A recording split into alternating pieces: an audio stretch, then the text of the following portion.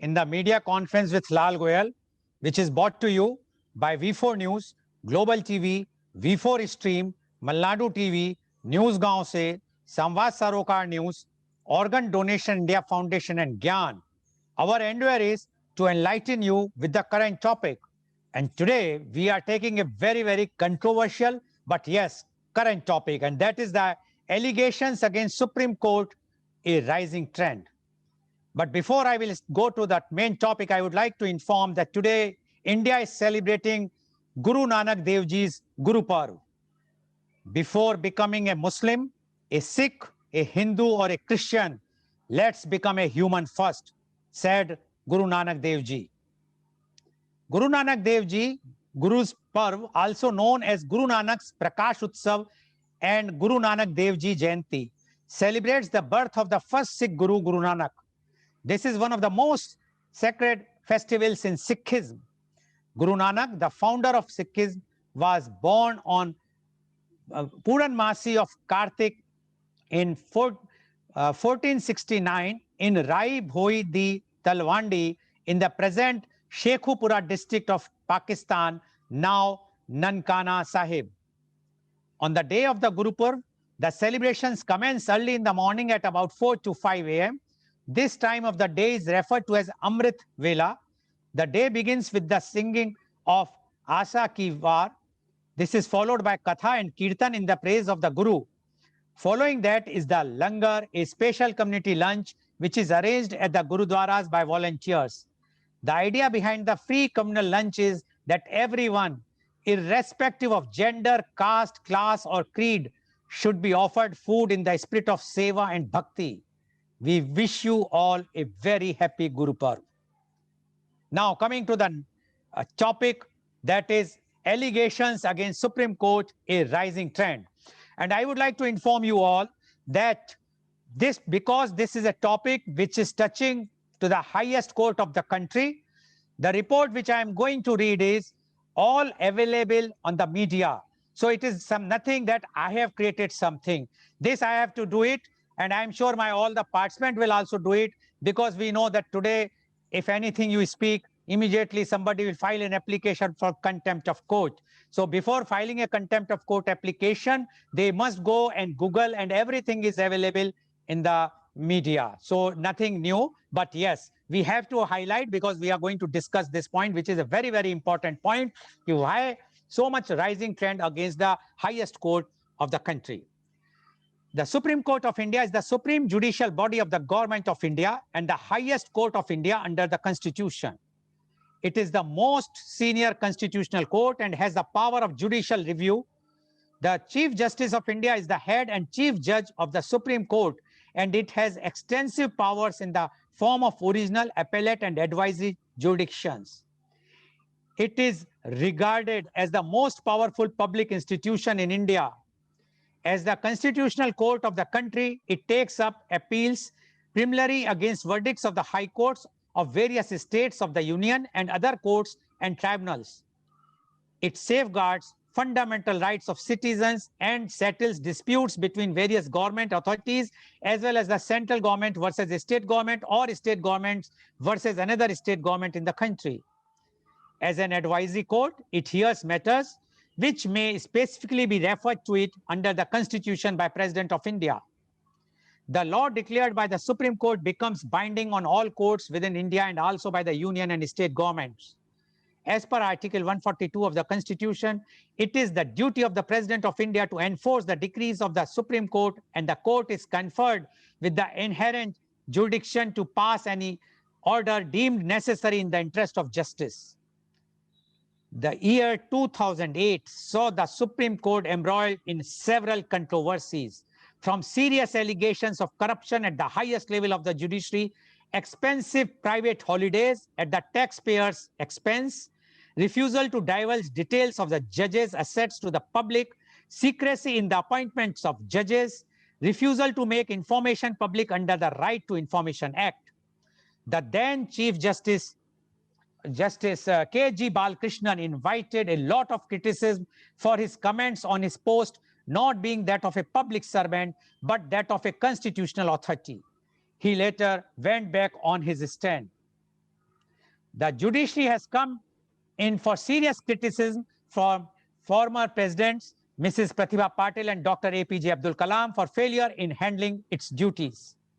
Former Prime Minister Mr. Manmohan Singh has stated that corruption is one of the major challenges facing the judiciary and suggested that there is an urgent need to eradicate this menace. On 12th January 2018, 4 senior judges of the Supreme Court, Justice Chelameshwar, Justice Ranjan Gogoi, Justice Madan Lokar, and Justice Kurian Joseph addressed a press conference criticizing the then Chief Justice Deepak Mishra's style of administration and the manner in which he allocated cases among judges of the Supreme Court. On 18th April 2019, an unnamed married woman employee of the Supreme Court filed an affidavit stating that the Chief Justice Ranjan Gogoi had sexually harassed her on 10th and 11th October 2018. An in-house committee of the court quickly cleared Justice Gogoi of the sexual harassment charges, although the report of the committee was not provided to the complainant. However, there were widespread protests against the manner in which the woman's complaint was dealt with by Supreme Court.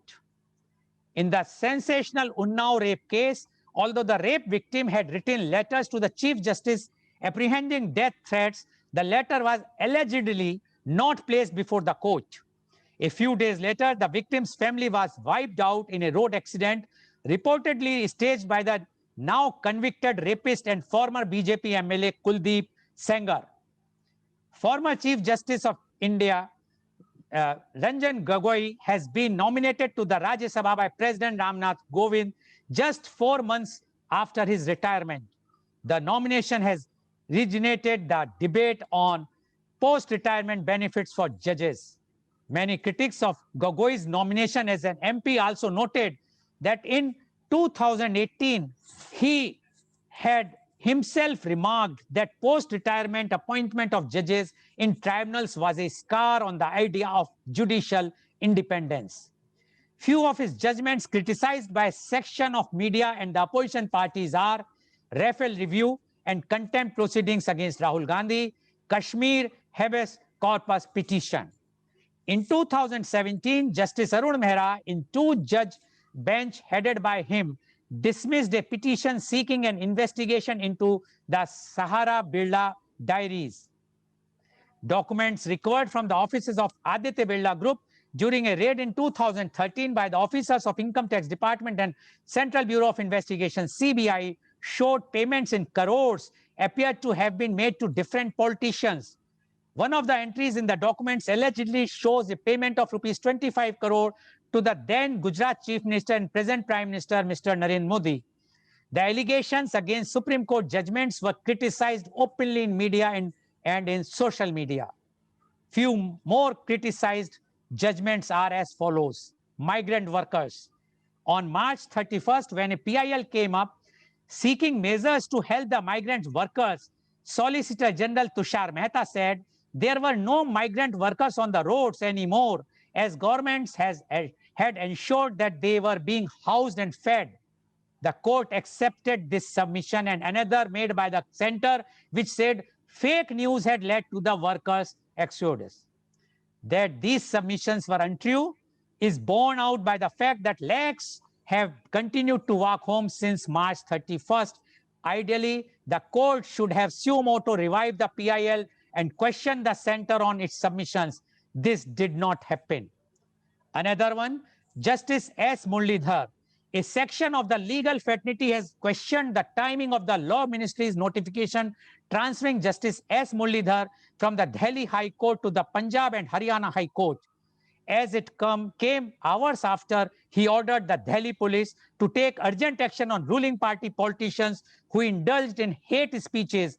Even before the government notification arrived late last night, the case was transferred to the CJ's bench. The SC Collegium had on February 12 recommended the judge's transfer, and this was not the first attempt to transfer him. Earlier attempts after 14 years in the High Court were stalled due to opposition within the Collegium and the bar. But his unceremonious removal in midnight hours in the midst of a hearing of extremely sensitive cases involving rule of law and hate crimes raised the eyebrows. Advocate Prashant Bhushan. Prashant Bhushan, lawyer and activist, was the Supreme Court, who the Supreme Court held guilty of contempt of court. The bench of Justice Arun Mehra, B.R. Gawai, and Krishna Murari imposed a fine of Rupee 1 as penalty. And if Advocate Bhushan does not pay by September 15, he would be jailed for 3 months and debarred from practicing law for 3 years. This judgment was also criticized openly in media. Bail of Mr. Arnav Goswami. Recently, Mr. Arnav Goswami, the anchor of one channel, was given bail by Supreme Court.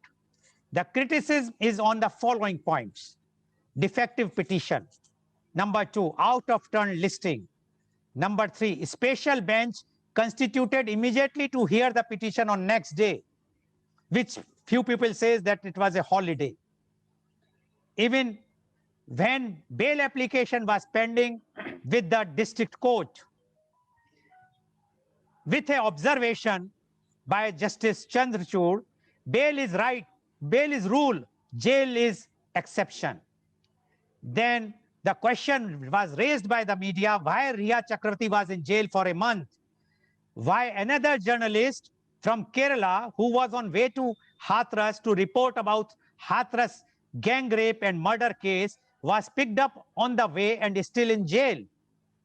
83 years, Stan Swami, suffering from Parkinson's disease, is not allowed to use sipper and straw for last 30 days. Why Supreme Court have not intervened? So these are the open criticism which are being raised in media, section of media and social media openly. And it is increasing day by day. Is it an attack on an individual judge, or it is an attack on a Supreme Court, which is the highest institution of India as far as the judiciary is concerned?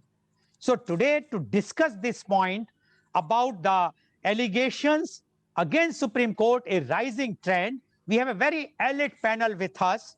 Although I would like to mention again that it is very difficult to get this panel, because I approached personally to many of the leading advocates and they were afraid to come on the show because they do not want to take a wrath of anyone, either the court or the government.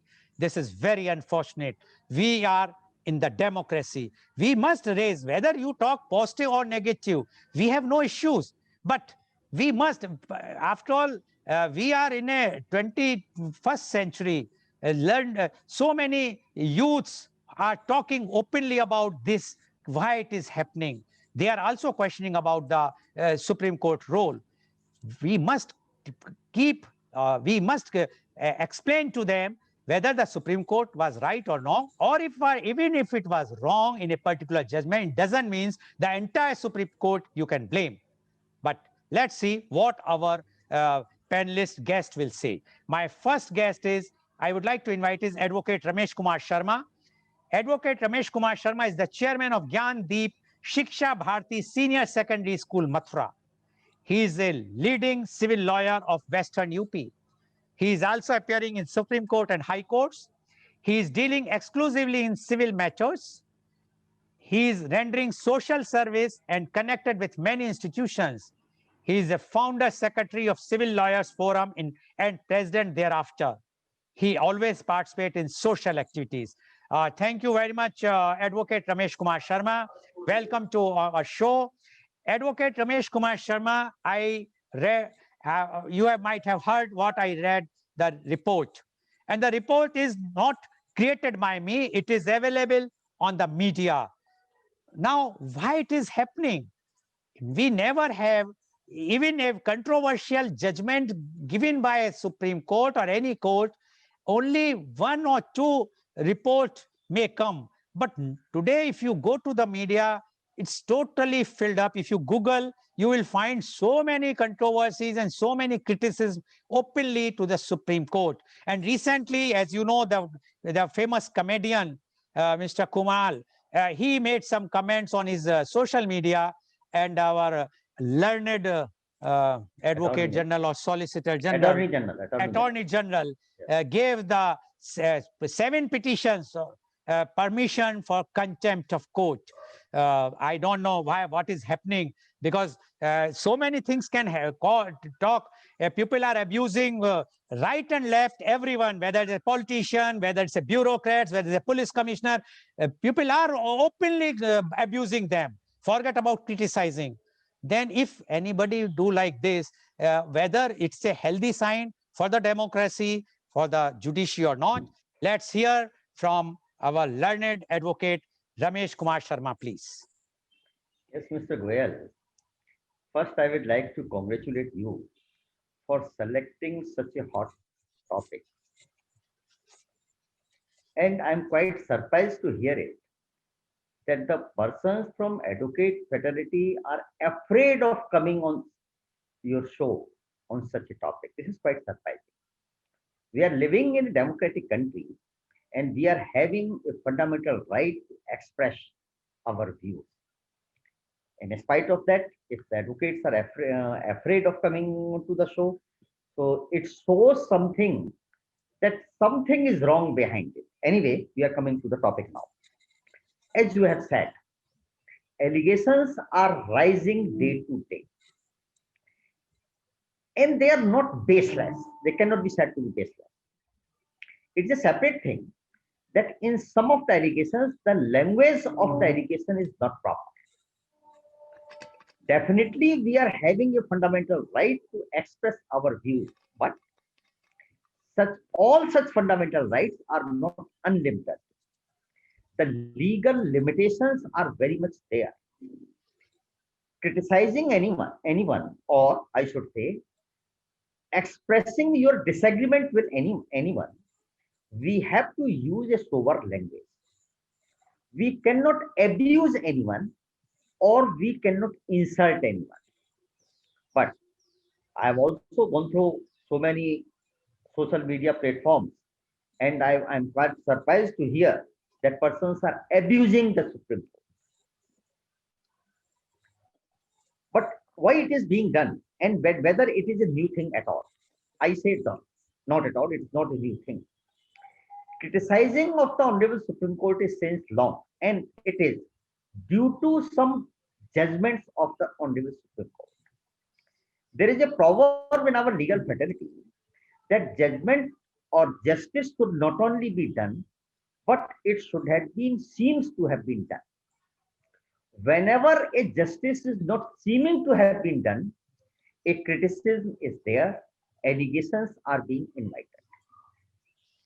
I am reminding long back, during the Keshavanand Bharti case in 1973, news items were there in the press, particularly in some newspapers, criticizing the way and to the fact that this bench of 13 judges of Honorable Supreme Court is under some pressure from the then government, and they want to overrule the previous judgment of Golaknath case, and such is the directions from the central government. It was in the newspaper.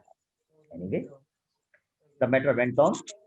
Nani Palkiwala senior advocate overruled the matter, and the then Chief Justice was to be retired after a few days, particularly the 2 days after the delivery of the judgment of the Keshavanand Bharti case.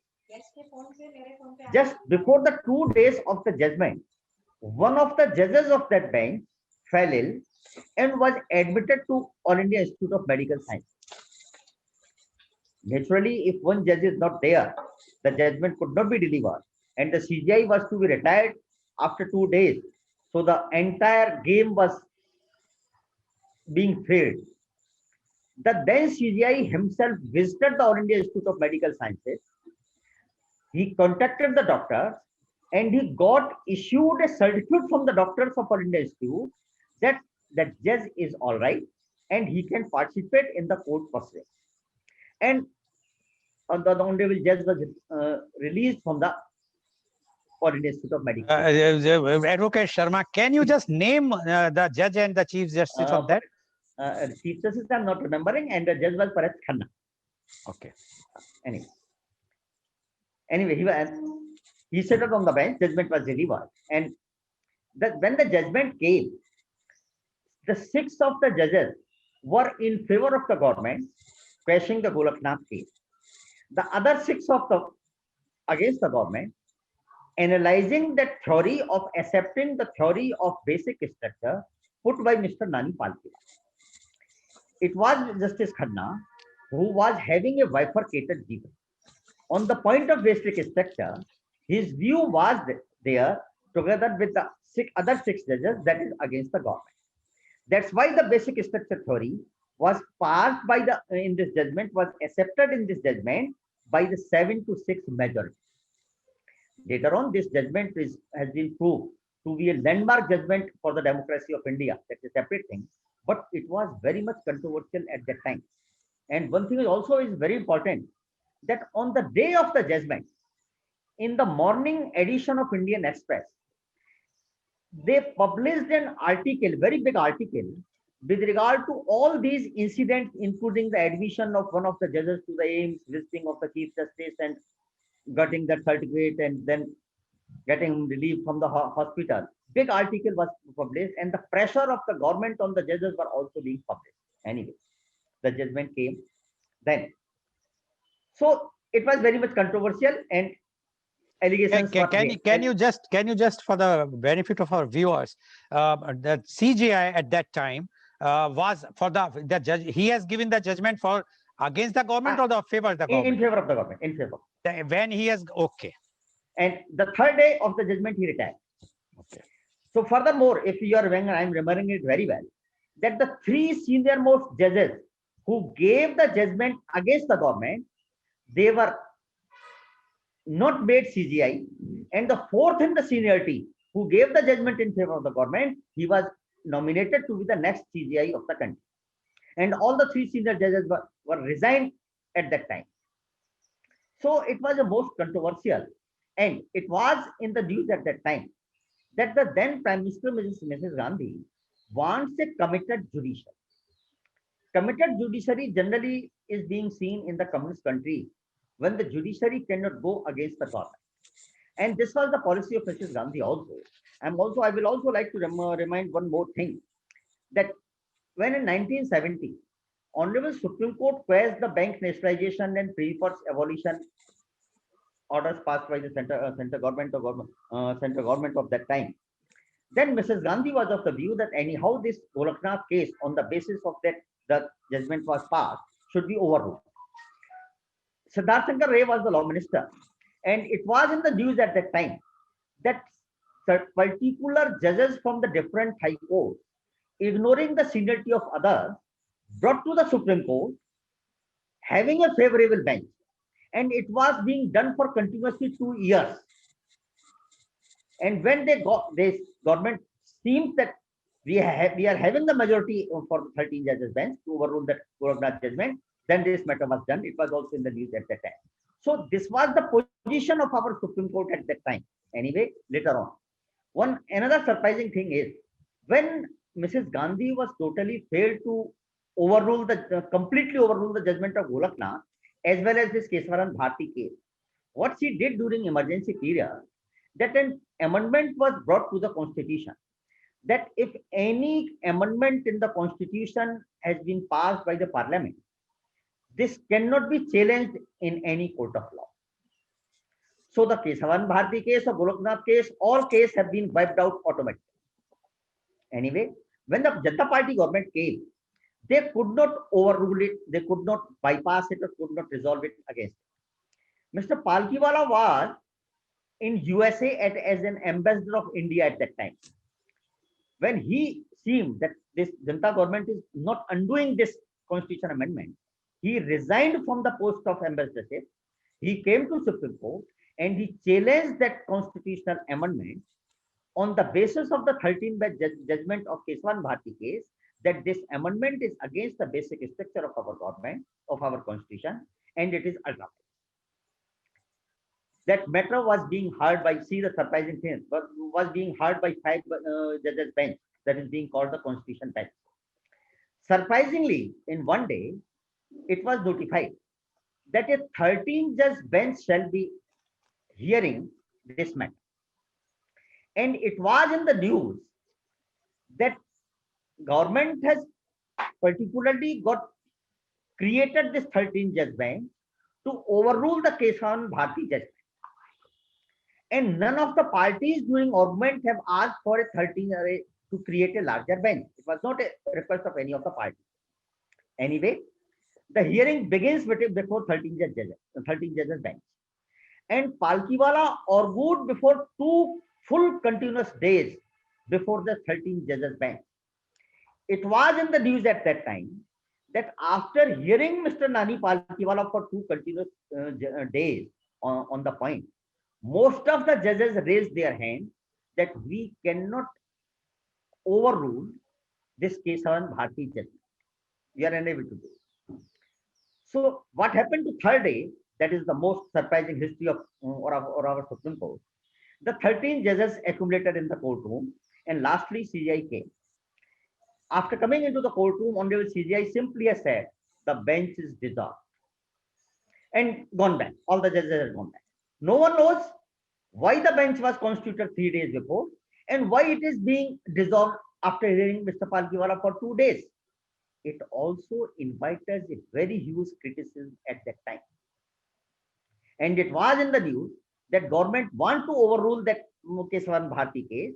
They tried their best, but because of after hearing Palkiwala for 2 days, the judges raised their hands, we cannot do so, the bench was dissolved. Again, that matter was being heard by the 5-judge bench, and that matter was in favor of the Palkiwala, and that the constitutional amendment was struck down by our Honorable Supreme Court, that is against the basic structure.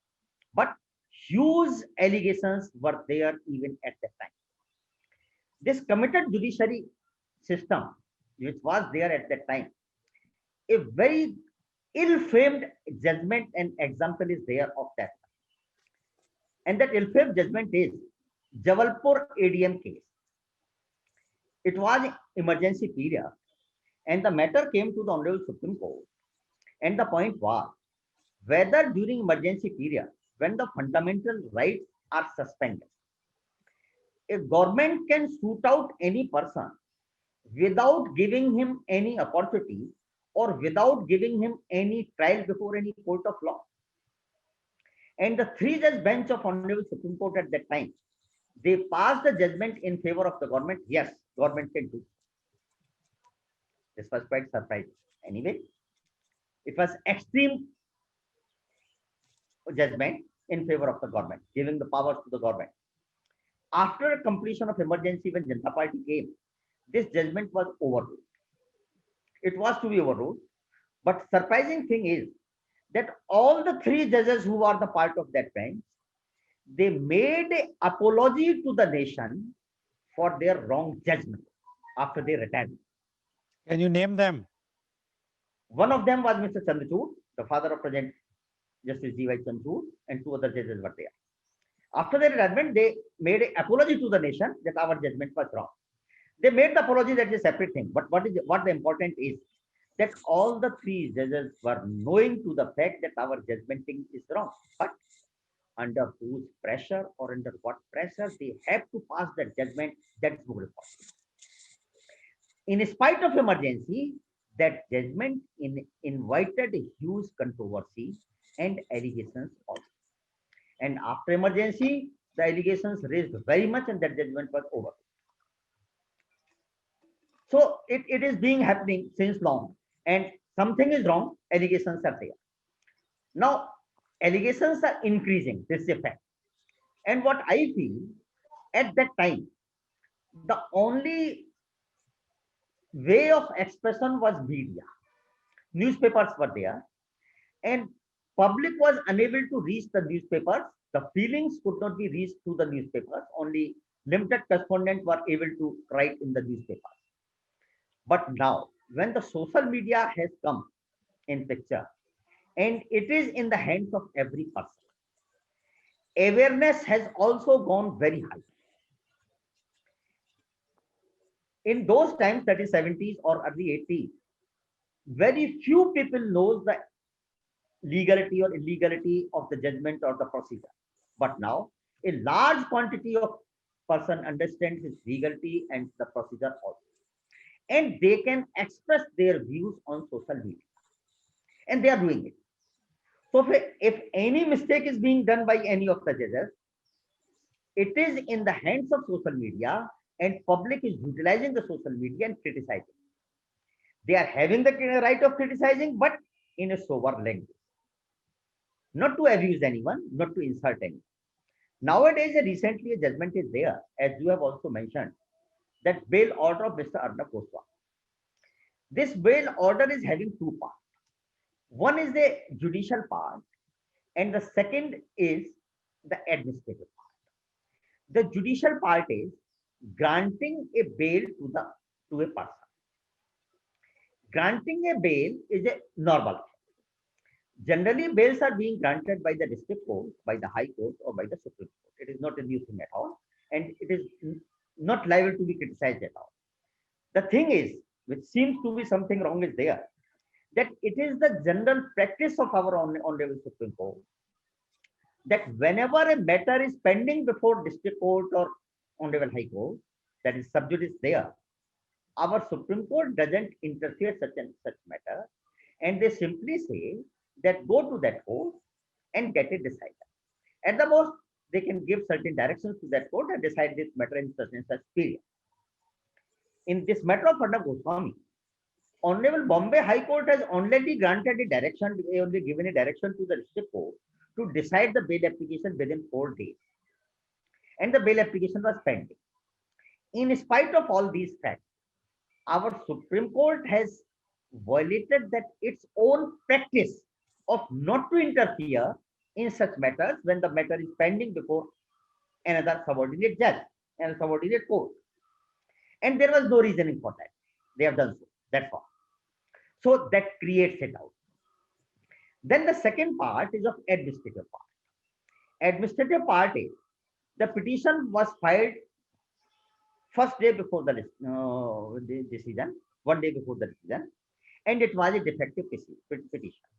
Normally, our registry of Honorable Supreme Court does not list any defective petition, and first they issue a notice to the advocate on record that these are the defects and you remove these defects.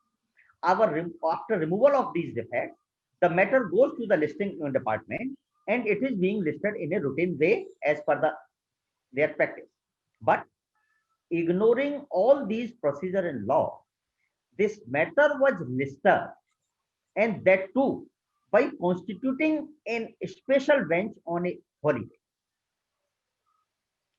So if this administrative side matter is being connected with the judicial side, the entire matter seems to be doubtful. That is the reason that allegations are there. एक पुरानी कहावत याद आ रही है कि जहां आग होती है तभी, जहां चिनकारी होती है तभी धुआं होता है, बिना चिनगारी के धुआं नहीं होता। तो चिनगारी तो हमारे माननीय सुप्रीम कोर्ट द्वारा ही छोड़ी जा रही है। अगर धुआं है तो ये धुआं पैदा किया हुआ तो उन्हीं का है, किसी और का नहीं है। They should face it. Okay, thank you very much, Advocate Sharma, for giving your views, because you have given a very strong views about the controversies, and you have not given the views of today, but you have even gone back. And I will tell our viewers that the CJI who Advocate Sharma was mentioning, although he has not named his, was K. Subba Rao. Yeah, And he was Mr. K.S. Hegde, I think Mr. K.S. Hegde, Justice K.S. Hegde resigned, one of the judges. Yeah. Three judges resigned. Three judges. Out of which one was Mr. One was K.S. Hegde. Yes, one was then he joined BJP. K.S. Hegde, Grover and Shalit. Yes, I'm remembering now. K.S. Hegde, Shalit and Grover. So, but what he said is that this type of pressure from the government, because what Advocate Sharma is saying is it's a pressure from the government, nothing else. The way the judgment was given in the case of Keshav Bharati was totally wrong. The procedure was violated at that time. And now he has also mentioned about the current case of Arnav Goswami, where he has mentioned that there are two flaws. One was administrative, the other was the judiciary. And in both the cases, doubts are there. And he has mentioned in Hindi कि जहाँ चिंगारी होगी वहाँ धुआं होगा, या धुआं होगा वहाँ चिंगारी होगी, कुछ like that. जहाँ चिंगारी होगी वहाँ धुआं होगा. हैं? Sorry? जहाँ चिंगारी होगी वहाँ धुआं होगा. हाँ. Otherwise, in English, we say Caesar's wife must be above suspicion. Because if you have to be in the public life, you have to be very, very clean. But the question is again the same. The allegations are that retired Chief Justice Gogoi got the award by getting the nominated as the Rajya Sabha. He was not elected, rather nominated. That is also a thing. Or now the government should come out with a procedure. Clearly, every CJI who is retiring from the Supreme Court should be made a MP of Rajya Sabha. So then there will be no controversy. Thank you very much, Advocate Sharma, for giving your very, very frank views. I'm sure now viewers have the idea that it's not the controversy or the criticism as of now. It is from the very beginning, and all political spectrum of the government are using Supreme Court, are using or not. That is a matter of, again, a controversy, but some pressure is there, according to Mr. Advocate Sharma, that Ramesh Sharma, that's why the two judgments which he has quoted in the pre-emergency era, according to him, was totally under the pressure. Thank you very much, Advocate Sharma. Now, my next guest is a very, very important guest in two aspects. First is he was a very, very leading journalist. And second is he was also associated with the Ministry of Law and Justice. He is none other than Mr. Arun Lakshman. Mr. Arun Lakshman is the director of Center for Policy and Development Studies, a think tank based out of Chennai and Thiruvananthapuram, focusing on social, economic, political, and strategic studies. He was officer on special duty to Minister of State for Law and Justice in Vajpayee's government. He is a freelance journalist and was former Kerala resident editor of The Pioneer.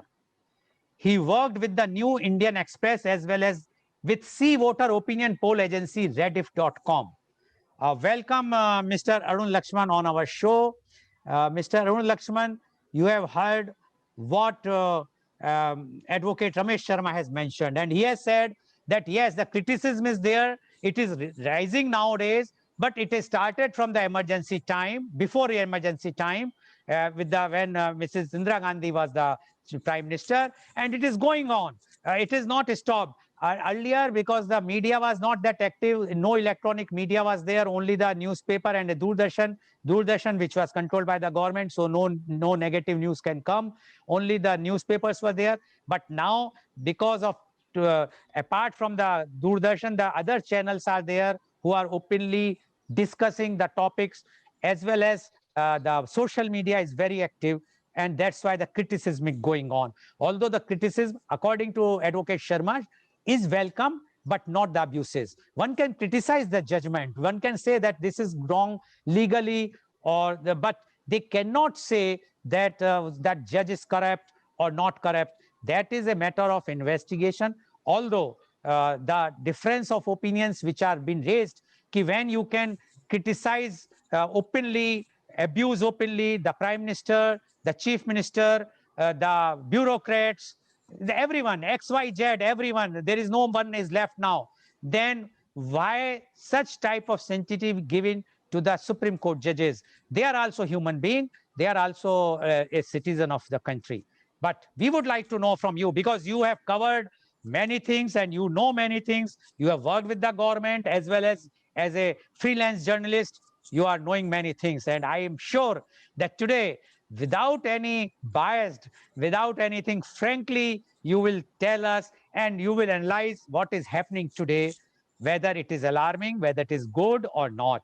Our today's discussion is allegation against Supreme Court is rising trend. I want to that Mr. Arun Lakshman should give his frank views. Mr. Arun Lakshman, please. Thank you, Mr. Lal Goyalji. My respects and pranams to Advocate Ramesh Sharma, Advocate Chirag, and I think Mr. Paulson is here, and all the viewers. A very good morning from Kerala. I am really thankful for the introduction given by Mr. Lal Goyalji that I worked with the government and I was a journalist. Right now, also I'm a journalist. I'm writing for several publications now, and we are running a think tank, Center for Policy and Development Studies, as you rightly mentioned. And I was officer of special duty to Mr. P.C. Thomas when he was the Minister of State for Law and Justice in the Vajpayee Ji government. And none other than a towering lawyer was our cabinet minister, Mr. Arun Jaitley. So, but I do agree that there may be some issues to be criticized on judgments, and as Advocate Sharma has rightly said, not hurl abuses or not hurl abuses on judiciary, but we can criticize judgments. Of course, we can. This is a democratic country. We have every right to do that criticism. I do agree with that. And coming back to those cases which mentioned, if there may be instances wherein a powerful government like Indira Gandhi's those days could have influenced certain aspects of the judgment, which Advocate Sharma has rightly pointed out. But I do think that other than the social media explosion, those days media was also very active, especially Indian Express, which played a major role during bringing down of emergency also for that matter. And media was strong. There was Doordarshan, which was of course which had a lenience towards the political establishment of the day, and with a very powerful Indira Gandhi at the helm of affairs. Doordarshan was and all in the radio were always muzzled. But there were newspapers, there was Telegraph, there was Statesman, there was Indian Express. Of course, the Indian Express, which the whose title goes by the name Journalism of Courage, they did justice to that those days. I don't say that it is doing justice now in that same manner which they had done those days. Why you are saying, Mr. Arun Lakshman, why they are not doing justice? They are also doing with a courage nowadays. They are also writing against the government now. What they were doing earlier, they are doing now also.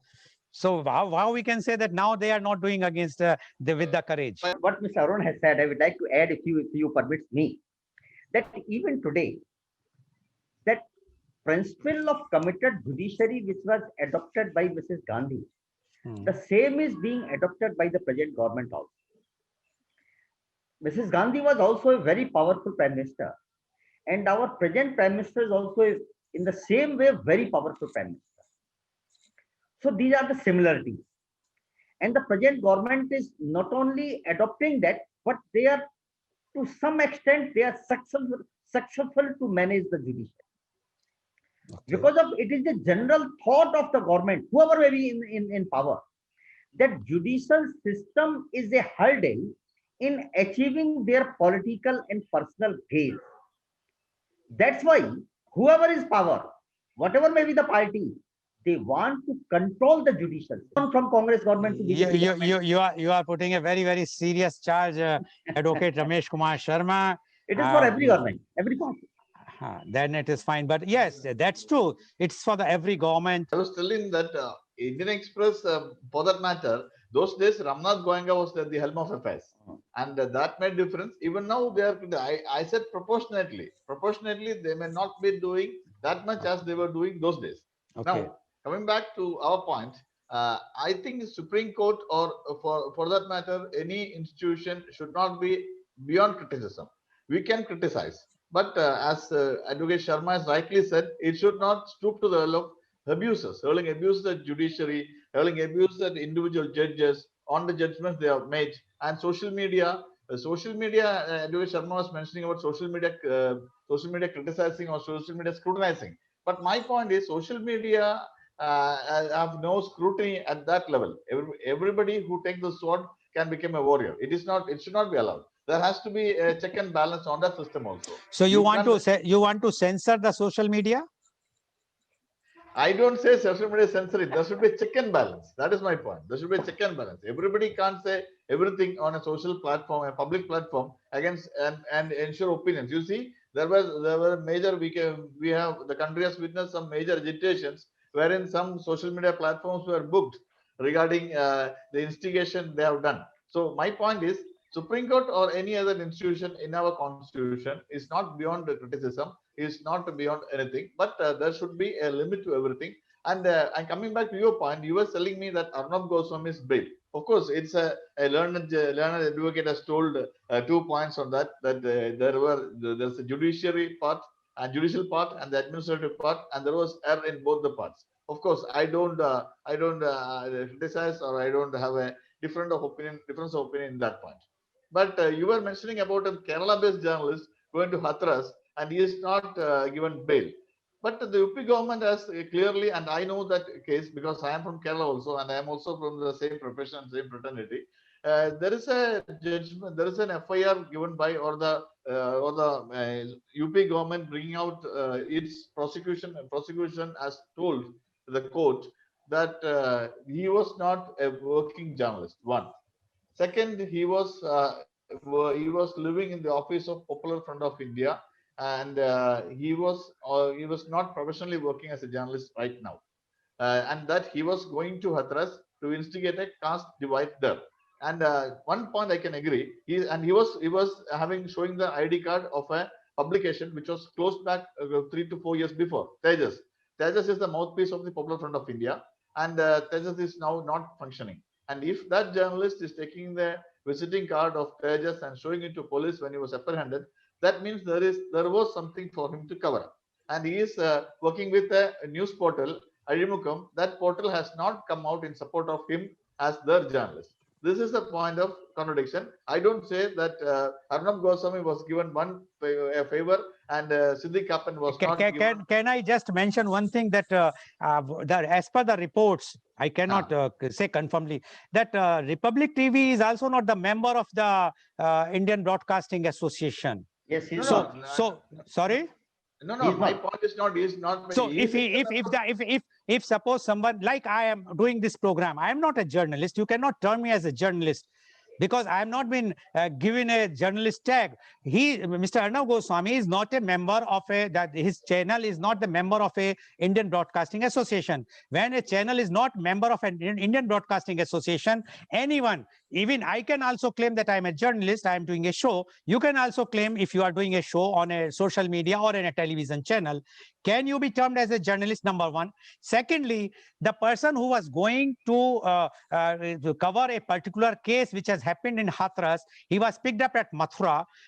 How the government came to know what was his intention?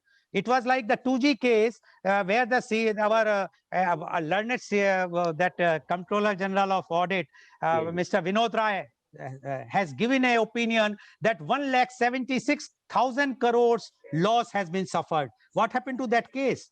Why the case has gone down? And that Mr. Vinod Rai was giving a very plump post for the the BCCI post. And today, when we are seeing all this, so these are the points where the criticism comes. The another point, yes, please. Yeah, my point of Siddiq Kappan is that he was showing the ID card. That is not my point. It was the UP government's prosecution report that he was showing the card of a publication which was stopped long back from functioning. Tejas.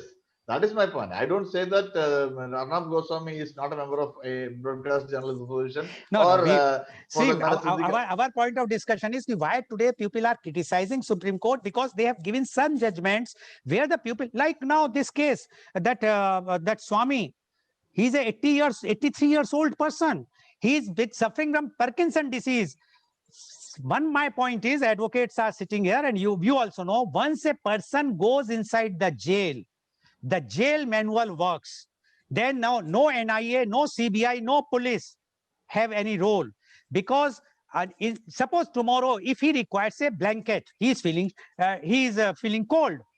Whether the jail authority will take permission from the court, and that court will ask the NIA, shall we provide him a blanket or not? 30 days have passed and NIA is taking 14 days or 20 days time for reply. And the Supreme Court is watching, everyone is watching, we are watching, you are also watching. Can't Supreme Court interfere and suo moto and say, please give me a sipper and a straw? Can't we give a straw or sipper to a person who is dying, almost dying, 84 years, 83 years old? He might be a worst criminal. I am not vouching for it. When one side we say bail is a rule. Yes, Mr. Arun Lakshman. No, I do agree that the inside jail manual works. And Then we know, why the judiciary is interfering like this? the judiciary has to interfere in that. Judiciary has to interfere in jail. Is there NIA role? I am asking you. You have done so much work and you are in the law and judiciary work department. You have worked with them. Once you are in the jail, you means the convict is or the accused in a jail manual will work. The jailer has a right to provide him a straw or not. Even if he wants to take a clarification, the judge would have said, yes, provide him a straw. Why the NIA objection is no objection is required in this case? That's what I want. My point is, and that's why the people that is true. I do agree with you. Okay, please go ahead. Yeah, because when we were in the government, I told that it was a very towering legal brain of the country. Arun Jaitley as the cabinet minister, he had initiated a lot of measures. But as you know, in India, the system will take its own time, and the jails, Indian jails, as jails across the globe, is no place of maybe a kindergarten. It's a very tough place. In jails, we have heard, listened to the experiences of all those who have been in jail, what has happened to them inside. But there are preferences in jail. Even in Kerala, a former minister was jailed, and he got all the preferences, all the VIP treatment in the society. That is why we are raising this point. Yes, please. Yeah, that's a very valid point. This point has to be raised. This point has to be taken up by the media. There should be a check and balance, as I told earlier, regarding Supreme Court also and the judgments also, but not personal abuses or personal hurling of exploitation against the judiciary or individual judges. And I think by and large, our Supreme Court is not a the committed judiciary. It is an independent judiciary. May have brought out certain judgments which are not in favor of the general perception we have. So I don't think that our judiciary is turned into a rotten place. It is in fact one of the best pillars of our democracy even now. And there are very upright, honest, straightforward judges who impeccably sticking on to the constitution and to the legal manual. They don't go beyond that point. But there are certain cases which have to be scrutinized and which have to be properly and clearly given a study on what was the facts or reason behind those such judgments which came out as controversial. Okay, thank you very much, Mr. Arun Lakshman. And yes, you are right, 100% right, that we have very, very strong, robust judiciary with us. And that's why our democracy is there, because of the judiciary saving our democracy in many ways. And you are also right to say, don't abuse. Why we are abusing? If suppose you are not liking someone, you can criticize the judgment. This is not the question of a personal thing unless something is proved that somebody's, although I can say that I just gone through a report where Advocate Prashant Bhushan has mentioned the corruption in judiciary, and he says the corruption doesn't mean that somebody is taking the money.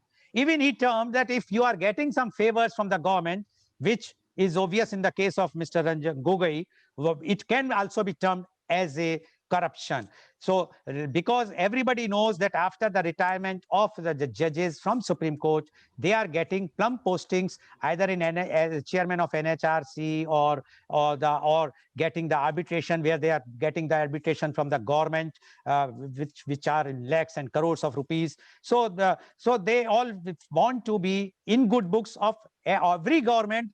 Which government it is, not that the present government or the previous, all governments, the judiciary, especially the Supreme Court judiciary, has to keep them. Exceptionals are there, but they have to keep everything in happy mode. Now, I would like to invite Advocate Chirag Sharma. Advocate Chirag Sharma is an advocate by profession, practicing before the Supreme Court of India and various high courts and tribunals of India. A graduate from Jindal Global Law School, Advocate Chirag finds inspiration in the role law plays in every individual life, irrespective of the diversity. Formally, he has been adjusted as the winner of the International Brief competition, a platform which involved analysis of complex problems faced by governments, civil society, industries, etc. Over the course of his experience at the bar, he has appeared for and defended various government agencies as well as private parties. Advocate Chirag Sharma, welcome to our show. Advocate Chirag Sharma, you have heard what Advocate Ramesh Kumar Sharma has mentioned and the report which I have read out in the beginning. Although Mr. Arun Lakshman wanted to start to say something, but the net was weak. Now, we would like to know from you your views on the today's topic, that is the allegations against Supreme Court, a rising trend. Advocate Chirag Am I Sharma, visible? please. Am I audible now? Yeah, now you are. Okay, let's go back to Mr. Arun Lakshman now. Sorry, Advocate Chirag Sharma, you have to wait some time more. Let's hear from him, then I will be coming back to you. Advocate Chirag Sharma, you have already now heard both the panelist, Advocate Ramesh Kumar Sharma, as well as Mr. Arun Lakshman. Now, we would like to know your views. Advocate Chirag Sharma, please. First of all, good morning, everyone. And to begin with, I must state that I am an advocate and I happen to be an officer of the court. And I feel it is my duty to defend the constitution as well as institutions like the Supreme Court of India. And like today's topic is allegations against the Supreme Court, a rising trend. So I would like to split the topic into two parts. The first part would be allegations against the Supreme Court. The second part would be a rising trend. Now, as far as allegations against the Supreme Court is concerned, now the Constitution of India has guaranteed certain fundamental rights to its citizens. And of course, they cannot be compromised. However, all these fundamental rights, they come with a caveat. And say, for example, if there is a fundamental right for freedom of speech and expression, obviously any citizen has a right to put forth his views, but it comes up with it is subject to reasonable restrictions. And rather, judges take oath to office to protect such freedoms that have been guaranteed by the Constitution. So no doubt there is a fundamental right of freedom of speech and expression, but it should come out with reasonable restrictions. Now, when you make certain allegations against the Supreme Court, you are basically pointing fingers to an institution that has been constituted after deliberations in the Constituent Assembly, and an institution which plays a very vital role in sustenance of the democracy.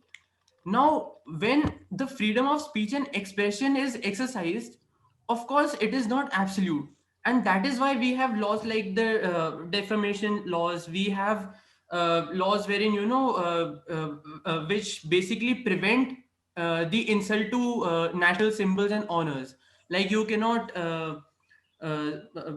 defame any particular national, our national emblem, or like the national flag or the Constitution of India. So that way you may exercise a freedom of speech, but it should be in a constructive manner. It should not be in a destructive manner. Now, when a person is making certain allegations against the Supreme Court, now it is very important to understand the nature of the allegation. First, has the allegation been made against the institution, that is the Supreme Court? Second, has the allegation been that has been made against a judge been made based on personal belief or experience, or has the allegation that has been made against a judge based on a judgment that he has passed? Now, as far as allegation against an institute is concerned, in my considered opinion, I don't think that the Supreme Court per se should be pointed out with any fingers, because if people have any trouble, they have any disputes, they approach the judiciary. The judiciary has certain majesty. It has the belief of the citizens of this country. And that is why if people are facing any problems, they approach the judiciary. Now, there might be certain individual cases wherein a judgment has been passed and people may not acknowledge it, but that does not mean that it tends to blot the judicial system, because the judicial system itself has been established pursuant to checks and balances. And uh, if say there is certain allegations against the Supreme Court, now it is wrong to at least to say the least that you can go and defame the institute itself, because it undermines the public confidence and it is totally unwarranted. And Supreme Court, so recently there is a justice of the Supreme Court, Justice D.Y. Chandrachud, and he had made an observation saying that dissent is the safety valve of democracy. And I do agree with that particular statement that was made, because of course we happen to be in a democracy and there might be different parties. There might be left wing parties in power, there might be right wing parties in power, there might be coalition governments, but at the end the face is the government of India. And the government of India is actually working on behalf of its citizens, because it happens to be the voice of the citizens. Now, if any citizen has certain dispute with the government, they happen to approach the Supreme Court. So the Supreme Court ensures that in case there is anything wrong done by the government, the Supreme Court will uphold the constitution, and it will put forth and establish the constitutional spirits that have been laid down. So we cannot pick and choose one or two individual incidents that have happened in the past and put a blanket by saying that the institution itself happens to be going in the wrong direction. I think that is totally wrong to say, and it is wrong to defame the institution. It is totally unwarranted. And I would also like to quote uh, Mr. K.K. Venugopal. He is presently the Attorney General for India, and recently he had actually granted permission to initiate contempt proceedings against comedian Kunal Kamra. So I would like to quote him. This was published in The Hindu, and the quote is: I find that today people believe that they can boldly and brazenly condemn the Supreme Court of India and its judges by exercising what they believe is their freedom of speech. But under the Constitution, the freedom of speech is subject to the law of contempt. I believe it is time people understand that attacking Supreme Court unjustifiedly and brazenly will attract punishment under the Contempt of Court Act. So what I'm trying to say is, one, defaming the institution per se is totally wrong. Secondly, if there are certain allegations against a particular judge, firstly, you cannot criticize the judge, but you can criticize the judgment. It is Can I just stop you, Advocate Chirag Sharma? yes, yes. This is only for the Supreme Court or for the Election Commission of India also? In what terms? For criticizing? Election Commission of India is also a constitutional authority in India? Yeah, it happens to be a constitutionally established commission, and of course, it has the duty to hold elections in the country. And yeah. Can we also abuse them? We will not go for contempt. But as far as the law of contempt is concerned, it empowers the court, it empowers the Supreme Court. So, and for this particular purpose, we have a system of, a hierarchy of courts in our country. So, say, for example, when I said the statement that you cannot criticize the judge, but you can criticize the judgment. So there has been we have a hierarchy of courts in the country, where you have the district courts, then you have the high courts, then you have the Supreme Courts, and there is a judgment down by the Supreme Court, which essentially says that the duty, when say an appeal has been preferred by a particular party from an inferior court to the higher court, the duty of the higher court is not to hold that whether the inferior court was right or wrong, but the duty of the superior court is to find out that what would be a reasonable outcome for the parties. So for the now there might be a dissenting opinion in the inferior court which might get overruled when the matter comes up before the Supreme Court. Now obviously if there is a particular party who say it won before an inferior court but it lost in the superior court, now they may very well come up and make certain allegations, but that is totally unfounded. And if a particular judgment has been overruled subsequently by a superior court, that particular court has given reasons as to why that particular judgment has been overruled, the judgment which was passed by the inferior court. So it is totally wrong to say that like a judge, or it is wrong to make any particular allegations against a judge, especially when those allegations are totally unfounded. Those allegations can be made based on personal beliefs and experiences, and those allegations can be based, perhaps an individual might be having a different opinion as compared to what the judgment has been passed by the court, but the courts have been constitutionally established and they have the power to pass a judgment that is balanced, that is passed in the spirit of the democracy, and that is reasonable for the parties. And as far as uh, allegations against, say for example, there is some allegation made against a judge, there is a constitutionally established procedure under Article 124, sub clause 4 of the Constitution, which deals with impeachment. So impeachment power is given to the parliament, which should be supported by certain number of member of parliaments. Now, member of parliaments, they come from the executive branch. So in case a judge is, if there is something concrete against a judge, the parliament has the powers, and there is a constitution. Advocate Sharma, if the judge has done some impropriety Right. for the favoring the government, which is in majority, which Advocate Ramesh Kumar Sharma has mentioned in pre-emergency era, when Congress or Mrs. Gandhi was in power, or the right now the BJP or the Mr. Modi is in power, both are very powerful prime ministers.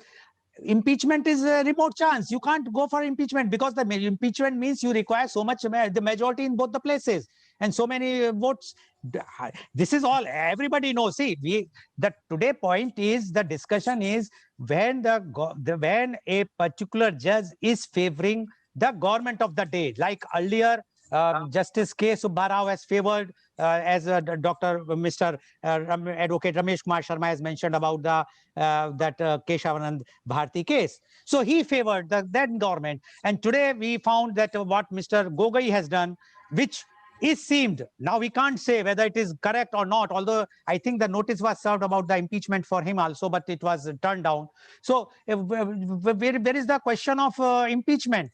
So my question is, which is very, very, me means the viewers feel sometimes it means there is no end. Whosoever will be in the power, if the judge is favoring that power, then no one can have any remorse or to get any legal relief from anywhere in the country. So the reply to your query is, point number one, we have participation from all types of political parties in the parliament, and accordingly there is an established procedure. So if, like, say for example, you have 100 signatures from 100 member of parliament from Lok Sabha, then obviously there will be an inquiry taking place if it is given to the speaker. If you have 50 MPs signing, but it will not pass.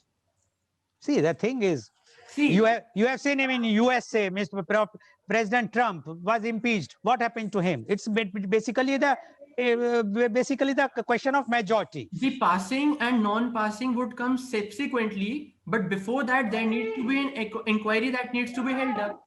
So if there is certain ground that comes up before an inquiry committee, and that inquiry committee is also formed of a Supreme Court judge, a chief justice of a high court, and an eminent jurist.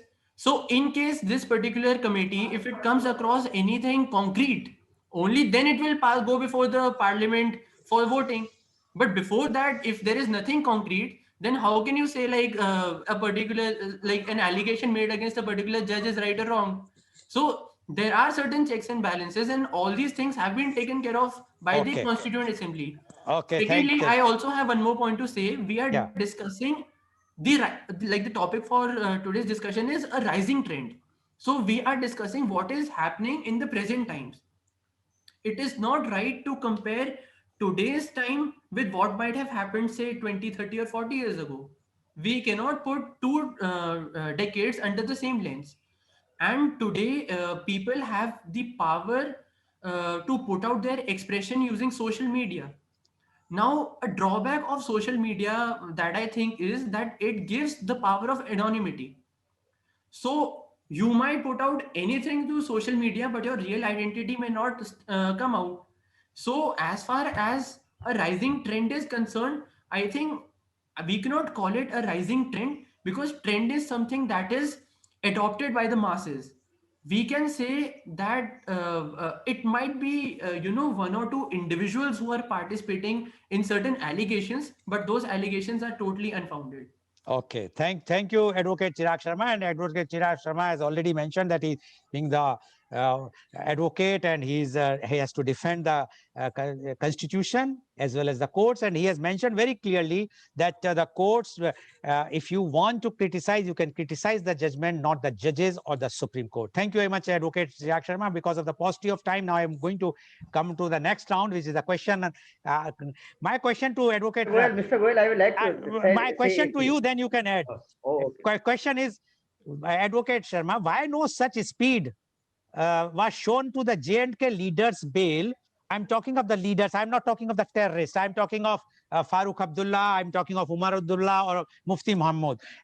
If they are really terrorists, as it was shown initially, then why now they have been released? They should be behind the bars forever. They should have been prosecuted. Why there no such speed? And many other who are in jail because they cannot afford India's one of the most expensive lawyers sitting in London. No, people cannot afford that, and that is the reason they are not getting the speedy trial, or what is the reason? We would just want to know from you in a very brief time, because I have to ask all the three. Mr. Goel, as I have said earlier, this all is a defect in administrative side, that is registry of listing. These all matters have not been listed till today. Maybe due to a particular reason, we cannot know. But the fact is, they have not been listed. When they shall be listed, no one knows. But it is totally at the discretion of the registry, and thereafter under the guidance of our Honorable Supreme Court. CGI. That is the reason. CGI.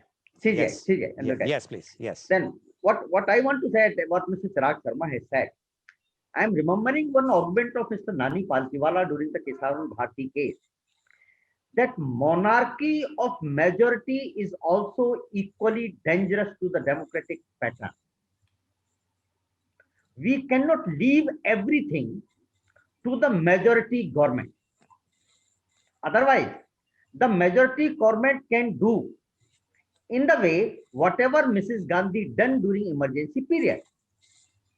The same thing is being done nowadays, but in a soft manner. That is the difference. And this is quite objectionable, because of it is also going to be against the basic structure of the constitution. But I'm sorry to say that a few days before, one observation of our Honorable Chief Justice of India came, that they want to decrease the filing of Article 32 petition.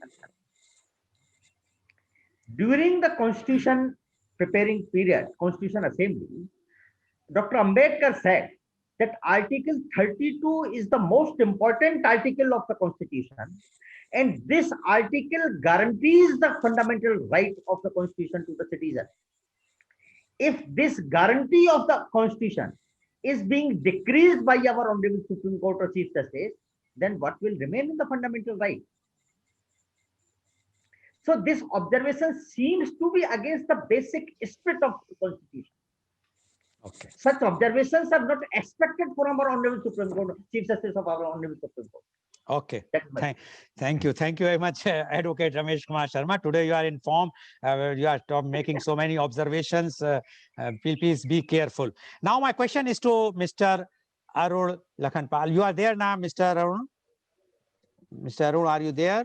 Yes, you are there. Please unmute yourself. Please unmute yourself. Do you think we are targeting the Supreme Court unnecessarily? The judgments are given by a bench of judges. There is always a bench where the judges are. They are also human beings. we as civil society should ignore and keep our mouth shut, as Advocate Chirag Sharma has said, whether judgment is right or wrong. What do you say about this, Mr. Arun Lakshman? No, sir, it's a democratic country and the civil society has all the right to air their views. But as I told earlier, it should not be, the criticism should be focused on the judgment. Judgments can be criticized, but not judges. No, but That's- that is I asked Advocate Chirag Sharma, he has not given the answer. Now I am asking you, when we can criticize the Chief Election Commissioner by caste earlier, when this government was in opposition, and now again we are putting allegations about the fraud in the EVM, etc., and putting some allegations on the present Chief Election Commissioner also. That is okay. But According to EVM you. and all are basis allegations. Whenever the No. whenever, So whenever, no. I'll tell you, I'll tell You have not heard my question. Yeah. My observation is earlier, when BJP was in opposition, they have, I can name that Mr. Lingard or some Lingdo.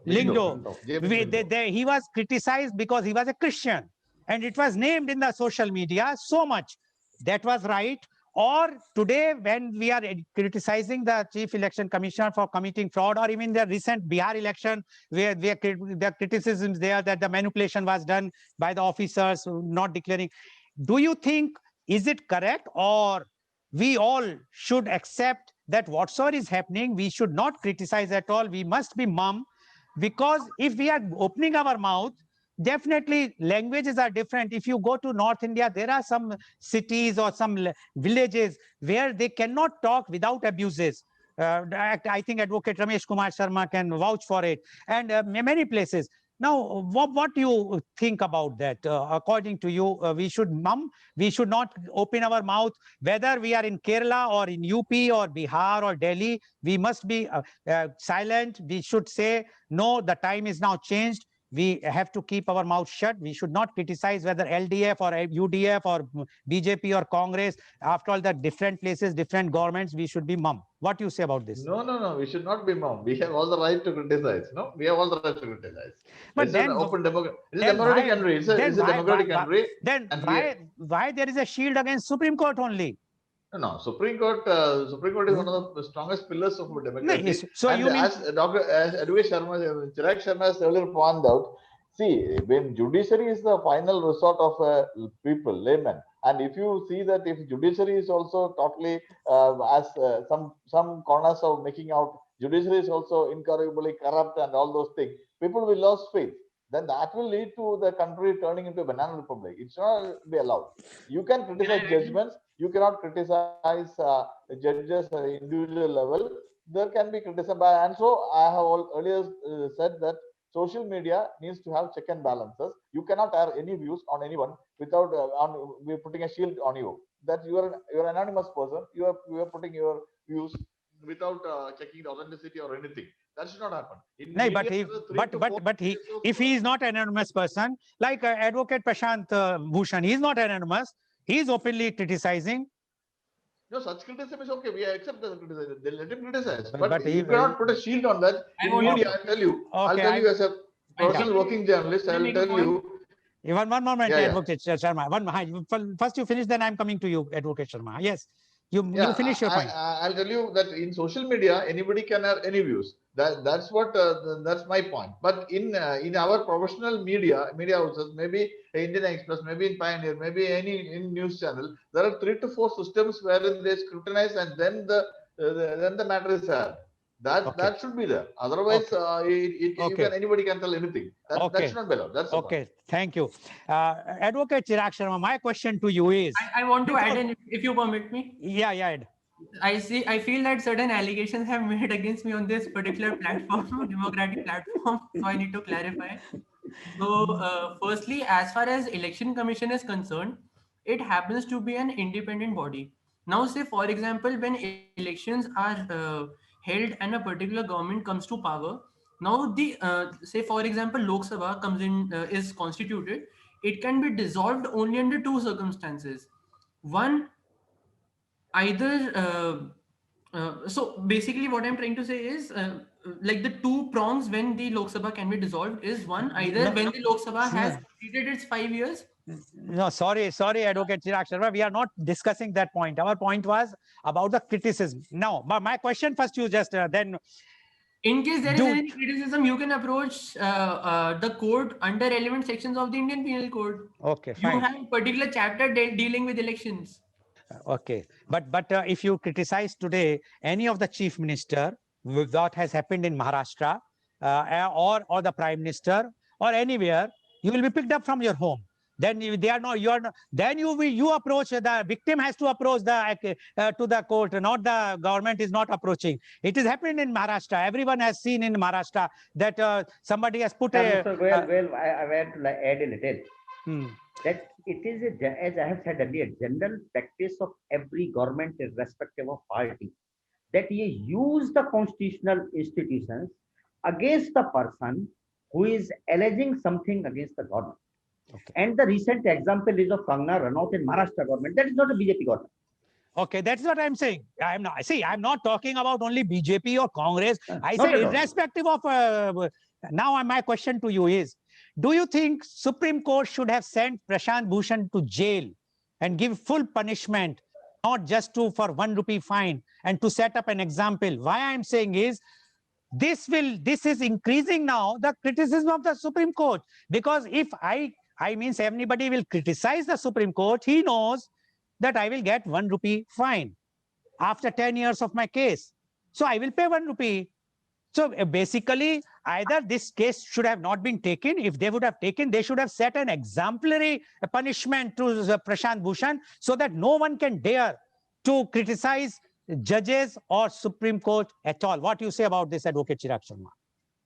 So basically, now the judgment is out, and it is not about the quantum of fine that was imposed. The court found out that there was certain contempt, be it for rupees 1 or be it any quantity, and a contempt is a contempt. So that is what has been held by the So court. now my counter question to you is, although you are advocates, I am a layperson, it means somebody has done a murder, he can be released. Murder is murder, in 1 day punishment. Why we are giving a life imprisonment or hang till death? Because we want to, the court wants to show that if you are committing such type of heinous crime, you will be punished severely. Now today the judgment which has come where only 1 rupee fine was put in. See, I think that is something which is what you say about this, Mr. Arun Lakshman. He's just smiling. I just take his views, then I'm coming to you. okay. Mr. Arun Lakshman, you are smiling on this question. Yes. Do you agree with me that Prashant Bhushan should have paid more? Should have gone to the jail?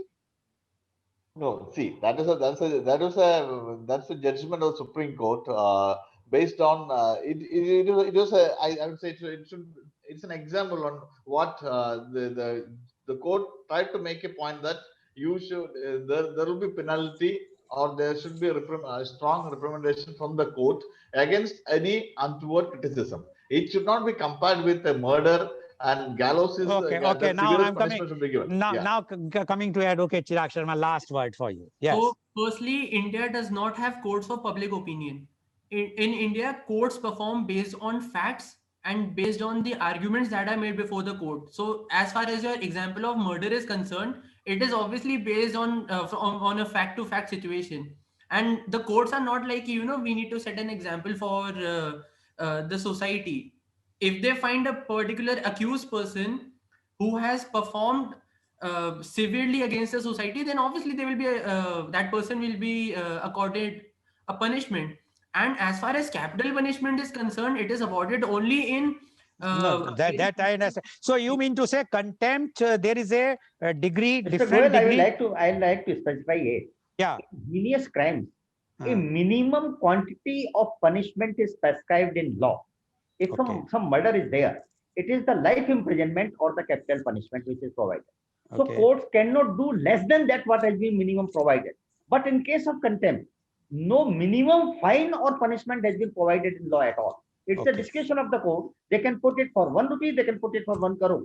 They can send a jail for 1 day or they can send a jail for up to 3 years. That is but minimum punishment is not there. Okay, thank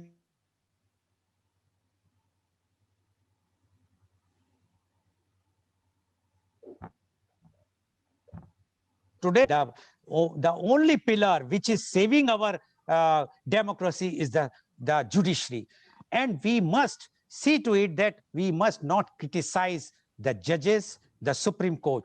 Yes, if you have any difference of opinion, you can very well mention as far as the judgment is concerned, but one has to use a very sophisticated language, not abusing any judge or Supreme Court. Because if, as one of the panelists says, if we will do it, start doing, it's become a banana republic. And I'm sure that our democracy is very strong.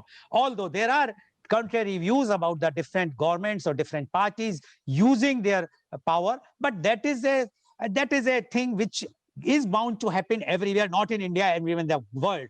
But we have to keep full faith in our Supreme Court. So our view, or I personally feel that we must keep in esteem the Supreme Court on a super esteem, and we must not try to abuse or use wrong words even if we are dissenting, if we are not agreeing with certain judgments. Thank you very much for attending this controversial and very hot topic today, which has been live telecasted by V4 News, Global TV, V4 Stream, Malnadu TV, Newsgaon se Samvad Saroka News, as well as it was shown live on Facebook and YouTube. And our endeavor is to bring to you every day new and a current topic. And tomorrow, media conference with Lal Goyal at 10:30 a.m. The topic is housing for all in India.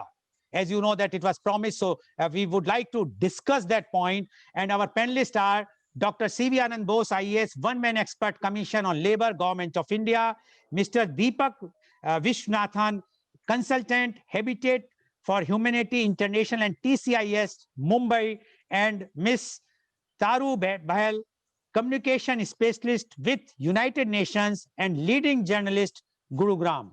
So tomorrow, please do join a media conference with Lal Goyal at 10:30 a.m. Thank you very much, Advocate Ramesh Kumar Sharma. Thank you very much, Mr. Arun Lakhanpal. And thank you very much, Advocate Chirag Sharma, for giving your so enlightening views. Thank you, all the viewers, for watching the show. Thank you very much, Mr. Goyal.